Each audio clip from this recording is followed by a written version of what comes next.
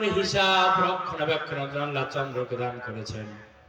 এই শুধু হিসাব রক্ষণের জন্য নয়, আল্লাহ রাব্বুল আলামিন আরো একটা জিনিসের জন্য চন্দ্রকে দান করেছেন, সেটা হচ্ছে আলো।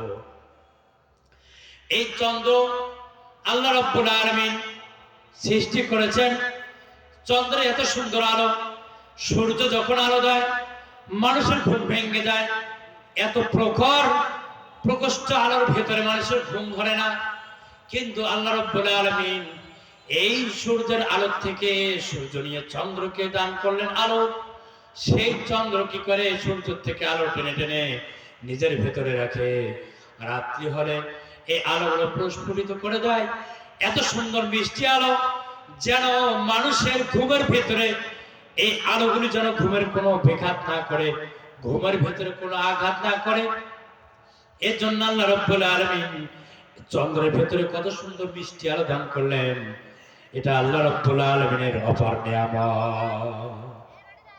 সুবহানাল্লাহ। আল্লাহ রাব্বুল আলামিন এটা নিয়ামত দান করেছেন আমাদের জন্য। সম্মানিত হাজিরিন, আল্লাহ রাব্বুল আলামিন কত সুন্দর নিয়ামত দিয়ে আমাদেরকে সৃজিত করেছেন। আমরা এই নিয়ামতগুলি খাওয়ার পরে যদি সেই আল্লাহ রাব্বুল আলামিনের ইবাদতগুলো গ্রহণ না করি মুসলমান, আল্লাহ রাব্বুল আলামিনের সামনে যেদিন আমি দাঁড়াবো সেদিন কি জবাব দেব? আল্লাহ রাব্বুল আলামিনকে কি বলবো? ও আল্লাহ, এই ব্যস্ত ছিলাম, সেই ব্যস্ত ছিলাম, এই কাজে ছিলাম, সেই কাজে ছিলাম, ব্যস্ততার কারণে ইবাদত করতে পারিনি, ব্যস্ততার কারণে তোমার কথাগুলি বলতে পারিনি, শুনতে পারিনি, তোমার ঘর মসজিদে যাইতে পারিনি। এই কথা বললে হবে নাকি বলেন? সম্মানিত হাজিরিন, আমরা আজকে দেখতেছি পৃথিবীর ভেতরে শুধু অশান্তি আগুন দাও দাও করে জ্বলতেছে। কারণ কি? আল্লাহ রাব্বুল আলামিন বলেন, যাহারাল ফাসাদু ফিল বাররি ওয়াল বাহরি বিমা কাসাবাত আইদিন নাস। জলের ভেতরে জলোচ্ছ্বাস হয়, এই পানিগুলো সেখান থেকে হু হু করে উপরে ওঠে, একদিকে রওনা করে, যেই দিকে যায় বাড়িঘর ভেঙে তছনছ করে যায়। আবার দেখা যায় স্তরের মধ্যে এরকম বাতাস হয়ে যায়, এরকম খরা হয়ে যায় যে মানুষগুলির এমন কষ্ট হয়ে যায়, বাড়িঘর ভেঙে চলে যায়, বাতাসের কারণে বাড়িঘর ভেঙে চলে যায়। এমন এমন খরা হয় যে আমরা আবাদগুলো করি, এই আবাদগুলো পুরো যেন ছারখার করে দেয়। কারণটা কি? আল্লাহ রাব্বুল আলামিন বলেন, যাহারাল ফাসাদু ফিল বাররি ওয়াল বাহরি বিমা কাসাবাত আইদিন নাস। জলের মধ্যে জলোচ্ছ্বাস হয়, জমিনের মধ্যে খরা হয়, এই গজবগুলি আল্লাহ রাব্বুল আলামিন দেন আইদিন নাস, প্রতিটি মানুষের। আমাদের দুই হাতের কর্মের ফল, আমাদের কর্মের ফল যদি বলা হয়, আল্লাহ রাব্বুল আলামিন অজস্র ধারায় রহমতের বৃষ্টি নাযিল করবেন। আর আমাদের কাজগুলো যদি খারাপ হয়, আল্লাহ রাব্বুল আলামিন বৃষ্টি তো নাযিল করবেন না, ওই পানির ভেতরে এমন গজব সৃষ্টি করে দেবেন, সেই পানিগুলো আমাদের ক্ষতি করবে।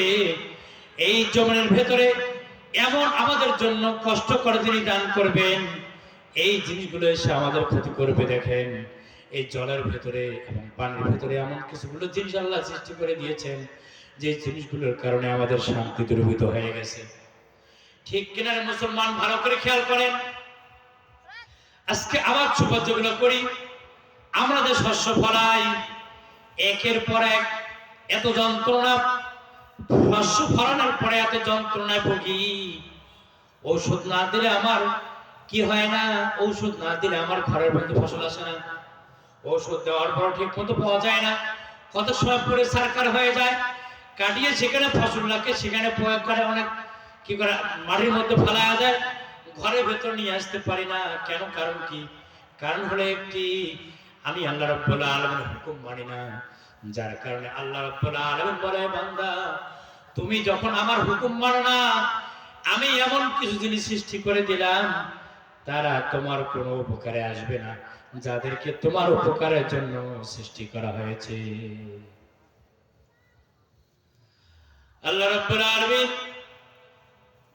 আমরা যদি ইবাদতে নিমজ্জিত হই, ছোট্ট একটি ঘটনা আপনাদেরকে শোনাই হাদিস থেকে। হযরত আয়েশা সিদ্দিকা রাদিয়াল্লাহু তাআলা আনহার ঘটনা। মহানবী সাল্লাল্লাহু আলাইহি সাল্লামের স্ত্রী ছিল 11 জন। কতজন ছিল? 11 জন। মহানবী সাল্লাল্লাহু আলাইহি সাল্লাম একক রাত্রিতে একক স্ত্রীদের কাছে যাইতেন, একক ঘরে প্রবেশ করতেন, রাত্রি যাপন করতেন, কাটাইতেন। হযরত আয়েশা সিদ্দিকা রাদিয়াল্লাহু তাআলা আনহার ঘরে একদিন যাওয়ার ডেট হয়ে গেল। আয়েশা সিদ্দিকা রাদিয়াল্লাহু তাআলা আনহা অপেক্ষা করতে লাগলেন। আমাদের বাড়িতে যেরকম আত্মীয় স্বজন যদি আসা শুরু করে দেয়, একজন নতুন আত্মীয় আসবে, রাস্তা চেনে না, অথবা তিনি আমার কাঙ্ক্ষিত মেহমান, কিন্তু আমি তার জন্য অপেক্ষা করতে থাকি। একবার ঘরের ভেতরে, বাহির আঙ্গিনায়, একবার রাস্তার মধ্যে দাঁড়ায়, একবার ফোন করি, কত দূরে আছে, কখন আসবে। অপেক্ষা করি কিনা? অপেক্ষা করি না? অপেক্ষা করে থাকি। আয়েশা সিদ্দিকা রাদিয়াল্লাহু তাআলা আনহা এমনটি করে বাড়ির ভিতর অপেক্ষা করতেছেন। ঘরের দুয়ারে একবার, একবার যাচ্ছে আঙ্গিনার ভেতর, ঘরের দুয়ারে একবার, ভেতর আঙ্গিনায় একবার, উকি মারে বারবার তাকাচ্ছে কখন মহানবী সাল্লাল্লাহু আলাইহি সাল্লাম আমার এই ঘরের ভিতরে তাশরীফ আনবেন, অপেক্ষায় রয়েছেন।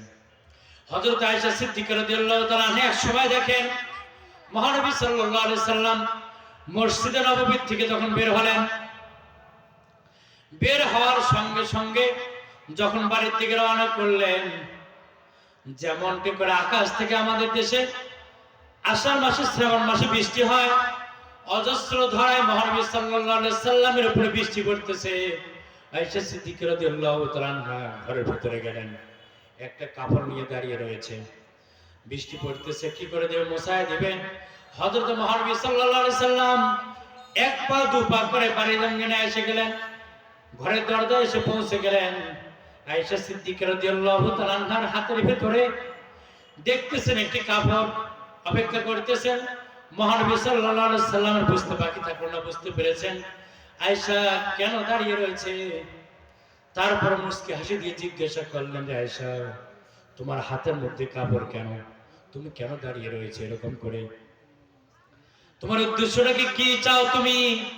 হযরত আয়েশা সিদ্দিকা রাদিয়াল্লাহু তাআলা আনহা ডাক দিয়ে বলেন, ওগো আল্লাহর হাবিব, ওগো আল্লাহর রাসূল, আমি দেখতেছিলাম আপনার জন্য যখন অপেক্ষা করতেছিলাম, আপনি যখন মসজিদ নববী থেকে বের হয়েছিলেন, বের হওয়ার সঙ্গে সঙ্গে যেন দেখতেছি আপনার উপরে অজস্র ধারায় বৃষ্টি পড়তেছে, পানিগুলো মাথা থেকে শুরু করে চেহারা স্পর্শ করে দাঁড়িয়ে দিয়ে যেন টপ টপ করে জমিনগুলো স্পর্শ করতেছে, এরকম মনে হলো, দেখা যাচ্ছে আমি দেখতেছি এরকম।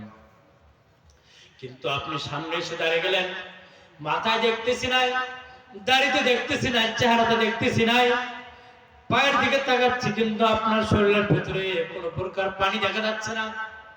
মহানবী সাল্লাল্লাহু আলাইহি সাল্লামের বুঝতে বাকি থাকলো না, ডাক দিয়ে আয়েশা সিদ্দিকা রাদিয়াল্লাহু তাআলা আনহা বলল, আয়েশা, তুমি যেটা দেখতেছিলা সেটা এই পৃথিবীর কোনো বৃষ্টি নয়, এটা ছিল আল্লাহ রাব্বুল আলামিনের পক্ষ থেকে আমার উপরে অজস্র ধারায় আল্লাহ তাআলার রহমত। সুবহানাল্লাহ। কি ছিল এটা? আল্লাহ তাআলার রহমত ছিল এটা। কেন? কেন এই রহমত?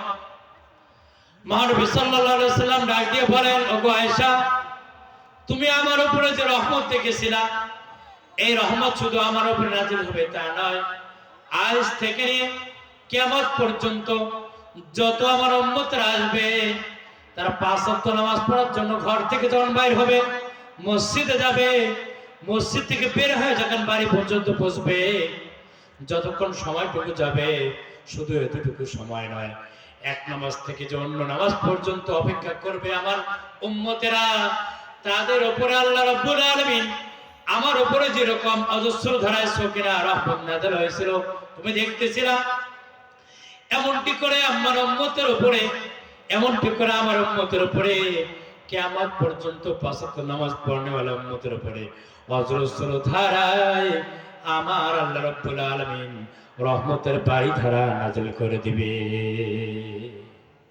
সুবহানাল্লাহ। আল্লাহ রহমত আসবে কোথা থেকে? আমরা রহমত বুঝবো কি করে? আমরা তো মসজিদ চিনি না, আর রাস্তা দেখালে হুজুর দোয়া করেন, বা দোয়া করতে বললেই কি রহমত পাওয়া যায়? বাড়িতে মেহমান ডেকে নিয়ে আসে, দোয়া করলেই কি হুজুর ডেকে নিয়ে আসলে দোয়া চাইলেই কি পাওয়া যায়? এটা কখনোই সম্ভব নয়। এটা সম্ভব কখন হবে? তখনই সম্ভব হবে যখন আপনি পাঁচ ওয়াক্ত নামাজ পড়ার জন্য বাড়ির থেকে সুন্দর করে ওযু করে, সুন্নতে লিবাস পরে, সুন্দর করে টুপি পরে আপনি মসজিদে যখন যাবেন, মসজিদে যখন সুন্দর করে বের হয়ে আসবেন, তখন না আপনার উপরে কি হবে? রহমতের বাড়িধারা নাযিল হবে। আর আমরা মসজিদের সঙ্গে আমার কোনো সম্পর্ক নাই। আমার সকাল যেন হয় সকাল 7টায়। মুয়াজ্জিন কখন আজান দিল আমি জানি না। ঈশা নামাজ আমার মনে হয় রাত্রি হয় কিছু কিছু যুবকের জন্য, কিছু কিছু মানুষের জন্য রাত্রি হয় রাত 11টা, রাত 1টায়। বিছানার সঙ্গে সম্পর্ক শুরু হয় রাত 1টায়। যারা সম্পর্ক শুরু হয় রাত 1টায়, তাদের দ্বারা কি ইবাদত সম্ভব? ফজরের নামাজ পড়া সম্ভব? সম্ভব কখনো? কখনো সম্ভব না। কারণ শরীরের তো একটা ক্লান্তি আছে। ক্লান্তি নিরসন করার জন্য আল্লাহ রাব্বুল আলামিন নাওম অর্থাৎ ঘুম দান করেছেন।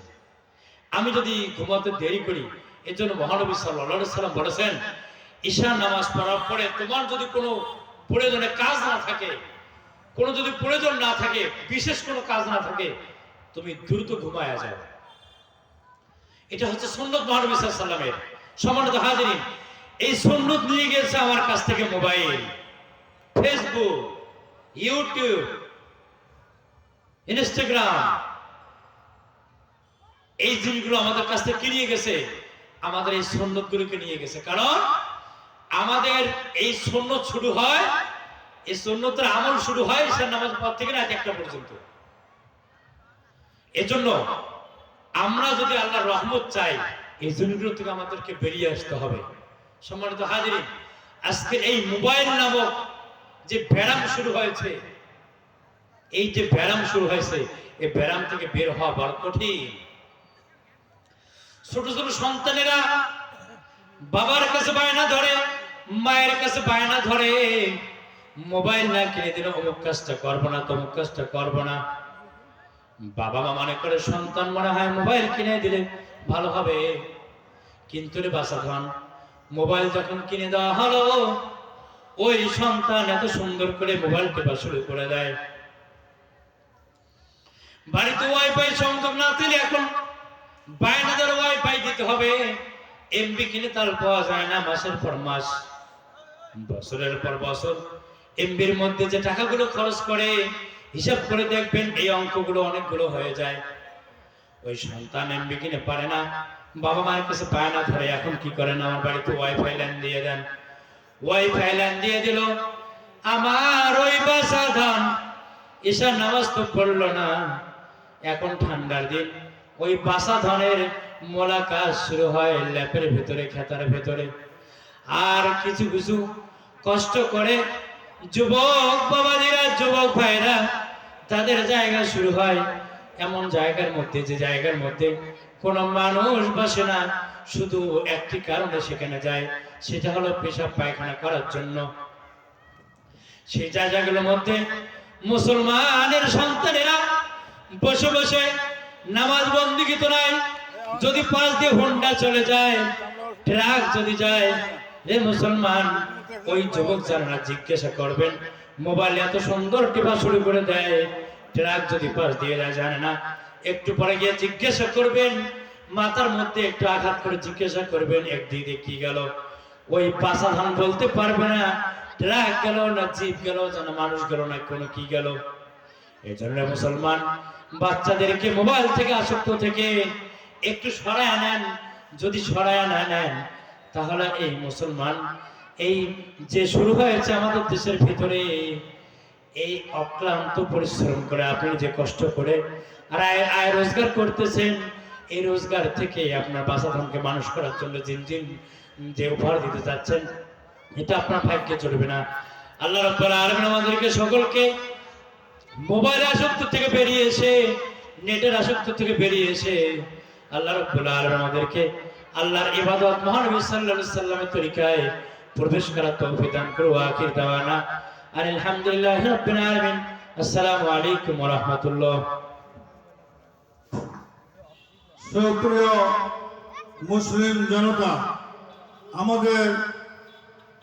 আমাদের মাহফিলের কাজ অনেকক্ষণ আগে শুরু হয়ে গেছে।